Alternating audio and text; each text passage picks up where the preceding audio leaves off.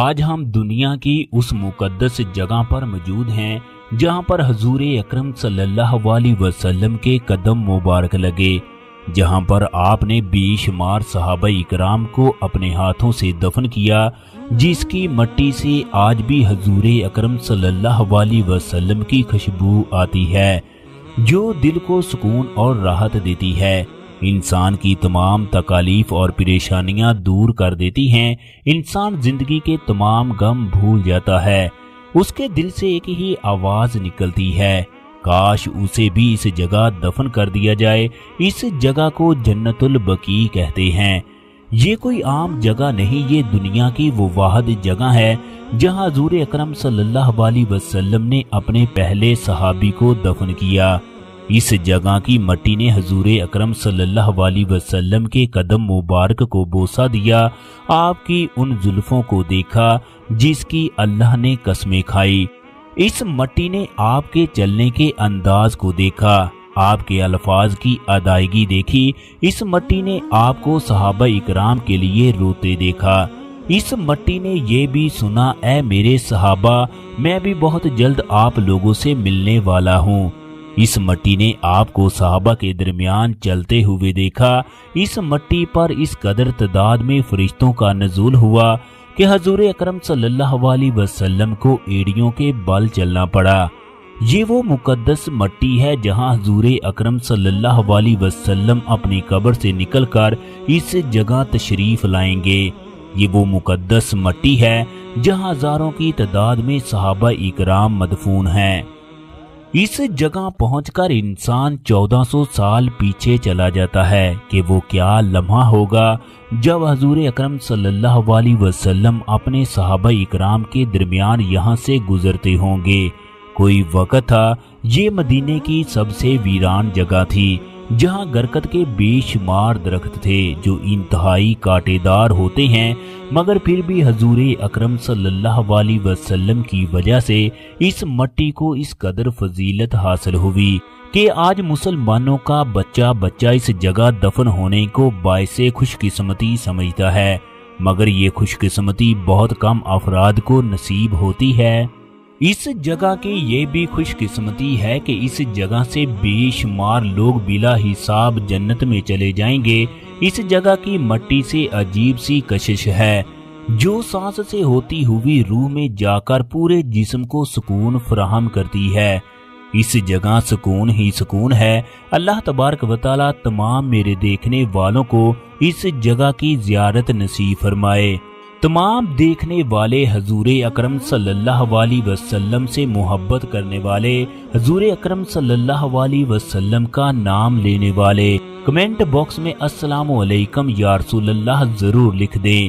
اے ہمارے پاک نبی، اپنی امت کی شفاعت کرنے والے، یتیموں مسکینوں کو کھانا کھلانے والے، ہمیں جنت کی خوشخبریاں سنانے والے، ہمیں سیدھا راستہ دکھانے والے، ہمیں جینے کا انداز بتانے والے، ہمیں اللہ سے ملانے والے، قبر میں اپنا چہرہ دکھانے والے، آپ پر لاکھوں کروڑوں درود و سلام ہو، اس طرح سلام ہو جس طرح اللہ رب العزت آپ پر درود و سلام بھیجتا ہے۔ جنت البقیع مدینے کا سب سے پہلا اسلامی قبرستان ہے۔ اس قبرستان کی ابتدا 3 ہجری کو اس وقت ہوئی جب آپ صلی اللہ علیہ وسلم کے پیارے صحابی عثمان بن مازون اس دنیا سے رخصت ہوئے۔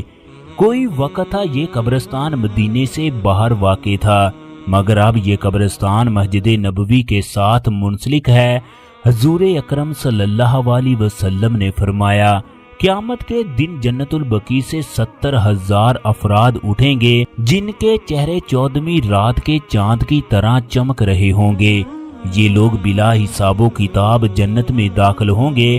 جنت البقیع کے اندر آخری صحابی جو دفن کیا گیا جن کا نام سہل بن سعد تھا، اسی قبرستان کے اندر حضرت علی کے بھائی عقیل بن ابی طالب کی بھی قبر ہے۔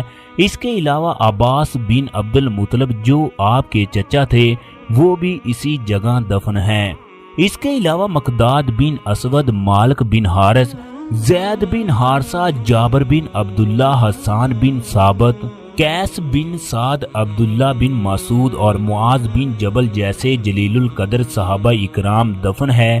کوئی وقت تھا جنت البقیع کے اندر بے شمار گنبد تھے، پھر ایک وقت آیا جب ان گنبد کو گرا دیا گیا۔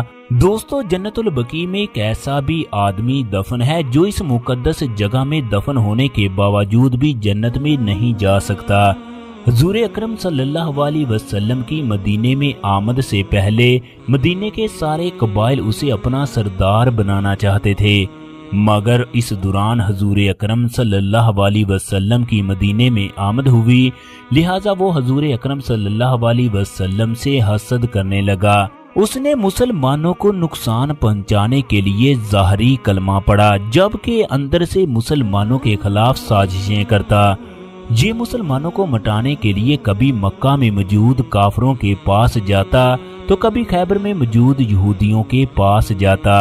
اس آدمی نے حضور اکرم صلی اللہ علیہ وسلم کی بیوی اور ہماری اماں عائشہ پر بھی تہمت لگائی۔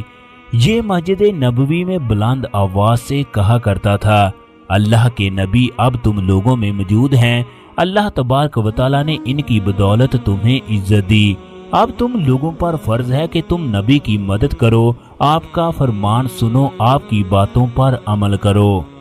جنگ احد میں اس نے مسلمانوں کے خلاف سازش کی اور کافروں کا ساتھ دیا۔ جنگ کے بعد جب آپ مسجد نبوی میں منبر پر تشریف فرما تھے، حسب عادت یہ حضور اکرم صلی اللہ علیہ وسلم کی تعریف کے لیے کھڑا ہوا تو صحابہ کرام نے اس کو کپڑے سے پکڑ کر فرمایا، اے اللہ کے دشمن بیٹھ جا، تم نے جو کچھ کیا وہ سب کے سامنے ہے، اب تم اس بات کے اہل نہیں کہ حضور اکرم صلی اللہ علیہ وسلم کی تعریف کرو۔ یہ ناراض ہو کر مسجد نبوی سے لوگوں کی گردنیں پھلانگتا ہوا باہر نکل آیا، زور زور سے کہنے لگا، میں تو ان لوگوں کو مضبوط کرنا چاہتا ہوں، جبکہ چند صحابہ مجھے ڈانٹ ڈپٹ کر رہے ہیں، گویا کہ میں ان لوگوں کے خلاف کھڑا ہوں۔ مسجد نبوی کے باہر کھڑے صحابہ اس کو منانے کی کوشش کرتے رہے کہ تم ہمارے ساتھ چلو، ہم حضور اکرم صلی اللہ علیہ وسلم سے تمہارے لیے بخشش کی فرمائش کریں گے۔ یہ کہنے لگا، مجھے کسی بھی بخشش کی ضرورت نہیں ہے۔ اس طرح کی اس آدمی نے بے شمار باتیں کی۔ ایک صحابی نے حضور اکرم صلی اللہ علیہ وسلم کو جا کر اس کی شکایت لگا دی۔ حضور اکرم صلی اللہ علیہ وسلم نے جب اس آدمی کو اپنے دربار میں بلوایا تو یہ صاف صاف مکر گیا اور قسمیں کھانے لگا کہ میں نے اس طرح کی باتیں سوچی تک نہیں ہے۔ اس طرح مدینہ میں موجود انصار نے صحابہ کرام کو جھوٹا سمجھا تو اللہ تبارک و تعالیٰ نے صحابہ کی سچائی کے لیے قرآن مجید نازل فرما دیا۔ غزوہ تبوک میں یہ آدمی کہنے لگا، ہم عزت والے نعوذ باللہ ان ذلت والوں کو مدینے میں پہنچ کر نکال دیں گے۔ یہ حضور اکرم صلی اللہ علیہ وسلم سے اس قدر حسد کرتا تھا کہ مدینے کے لوگوں کو کہنے لگا، یہ سب آفت تم لوگوں نے خود اپنے ہاتھوں سے اوپر لی ہے، تم نے ان لوگوں کو اپنے شہر میں بسایا، اپنے مال کا آدھا حصہ دیا، اگر تم لوگ ان کی مالی امداد نہ کرو تو یہ خود تنگ آ کر مدینے سے بھاگ نکلیں گے۔ ایک صحابی نے حضور اکرم صلی اللہ علیہ وسلم کو اس کی باتوں کی اطلاع دی تو حضرت عمر غضبناک ہو کر فرمانے لگے، اے اللہ کے رسول، ہمیں حکم دے، ہم اس کی گردن کو الگ کر دیں گے۔ آپ صلی اللہ علیہ وسلم نے فرمایا، پھر تم لوگوں میں یہ مشہور ہو جائے گا، محمد اپنے ہی ساتھیوں کی گردنیں مارتے ہیں۔ یہ وہ واحد آدمی تھا جس کے بارے میں کئی بار قرآن مجید نازل ہوا۔ اس آدمی کا بیٹا حضور اکرم صلی اللہ علیہ وسلم کا سچا عاشق تھا۔ جب اس آدمی کا انتقال ہوا تو وہ دوڑتا ہوا حضور اکرم صلی اللہ علیہ وسلم کے پاس آیا اور جنازہ پڑھنے کی درخواست کی۔ آپ صلی اللہ علیہ وسلم نے اس کی درخواست قبول فرما لی، حتیٰ کہ آپ نے اپنا کرتا مبارک بھی دے دیا، اپنا لباب بھی اس کے منہ میں ڈالا۔ یہ واحد آدمی ہے جس کے لیے 70 بار نماز جنازہ پڑھائی گئی۔ دوستو، اس آدمی کا نام عبداللہ بن ابی تھا، جو ساری زندگی حضور اکرم صلی اللہ علیہ وسلم کی مخالفت کرتا رہا۔ اسی جنت البقیع کے اندر اس کی قبر ہے۔ پورے مدینے کی انتہائی فضیلت ہے۔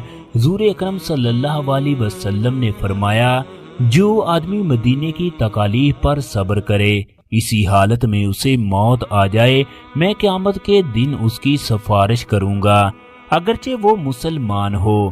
آپ صلی اللہ علیہ وسلم جب جنت البقیع میں تشریف لاتے تو فرماتے، تمہارے اوپر سلام ہو اے مومنوں کے گھر والو، تمہارے ساتھ کیا گیا وعدہ آ چکا ہے، جو کل پاؤ گے یا ایک مدت کے بعد اگر اللہ نے چاہا تو ایک دن ہم تم سے ملنے والے ہیں۔